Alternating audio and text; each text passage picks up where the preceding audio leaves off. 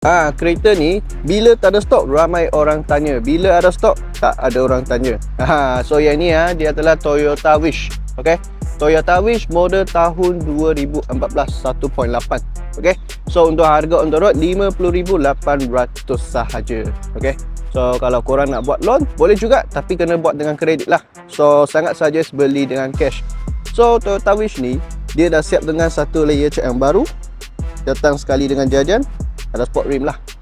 Okay, so dalaman punya condition sangat-sangat cantik. Owner sebelum memang ada jaga tau. Tengok dashboard semua kilat punya, kerusi leather seat lah.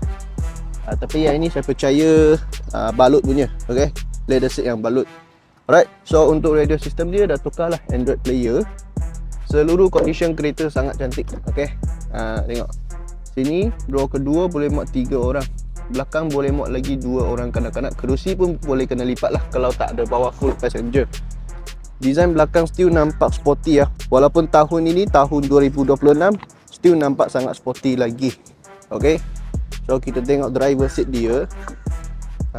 Steering dia ni standard lah, tak ada apa-apa button. Right, sebab ni saya percaya dia low spec punya, sebab tak banyak function.